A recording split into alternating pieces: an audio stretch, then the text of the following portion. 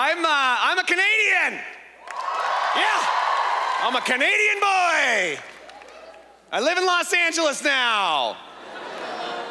Thank you all. It's good. It's yelling that you're Canadian is very valuable down there.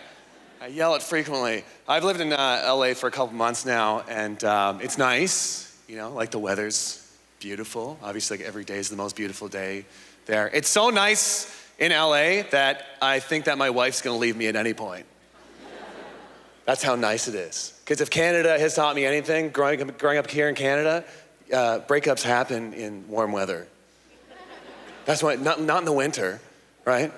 Like you wait till the spring to break up with the person, right? Like every time the first frost would hit here, I'd look at my wife and be like, it's you and me till spring. She knew. Oh, she knew. No one breaks up in the winter, right? And I realize nobody breaks up in the winter because you can't storm out of an argument in the winter. It doesn't happen. Summer, no problem. You can end on a high note. You can be like, I don't like you. I don't like your family. I'm out of here. Then flip-flops on and you're out of there and that's it. Screen door, even, who cares? Winter, you can't do the same thing. Even if you end on that same high note, you're like, I don't like you. I don't like your family. I'm out of here. And then 20 minutes putting your boots on, staring at her. And then she's got to zip you up because your mitten's on too quick, right? She's zipping you, and then you got to go outside and just start your car and then go back inside, and then they're staring at her and just staring, and then you're scarfing and hissing at her more, and then you got to go back and then scrape the ice off your car. This is all part of it! This is part of it! And then you realize the plow just went by and there's that mound at the end of your driveway, and you're like, the spring is when we'll talk, I suppose. So we're doing fine. We're doing fine down there. Another thing about living in LA too, like the weather's so nice, and they have like big confident bugs. Because again, warm weather, they don't die. They just get bigger and they pants and they're, who are you? Like they're just, like at least if you see a gross bug in Canada, you can be like, well, the winter will kill that. Also, my apartment's full of daddy long-leg spiders. Yeah, which is the name of a spider I hate saying the most, I think. Daddy long legs. That's what we all have to say. Oh, daddy. Oh, there's a long-legged daddy in the bathroom. That's the name the scientists landed on. They were like, yeah, just name it after the jazz bar owner from downtown. Who cares? Useless spider, too. I've never seen one do anything. I've never seen one catch a fly. Like the only thing I've seen daddy long leg spiders do is hang out in the corner of my shower and judge my wet body. That's all they do. They're not moving, you know they're looking. They're just there, just like, oh, daddy's here.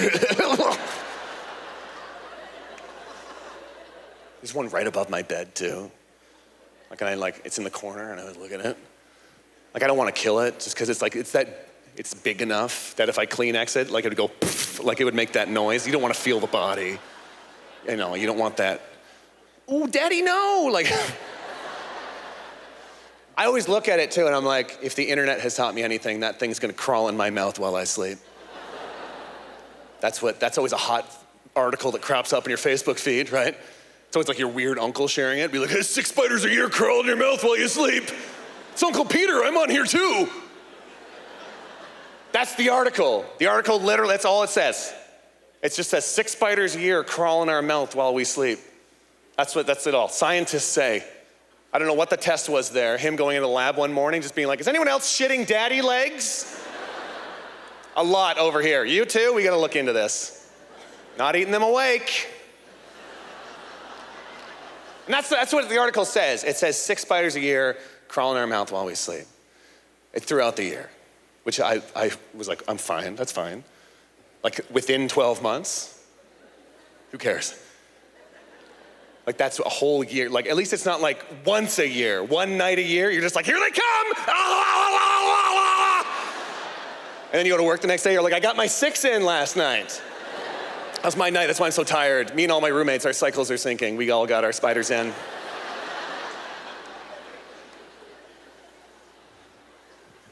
We got an apartment too in old Los Angeles. It's good. But right after I signed the lease for it, the landlord, I swear to God, she looks at me after I sign it. She goes, oh, by the way, The last tenant said that they saw a ghost. So that's just a little one. She added that, she's like, it's just a small boy. I'm like, just a small, that's fine. Little one, whatever. I told her that too. I was like, oh yeah, no, I don't believe in ghosts. No, that's fine. No, that's fine. That's fine. Which is true, I don't believe in ghosts, like when I'm around people. When I'm alone, I believe in ghosts 100%. Which I think is true for everybody.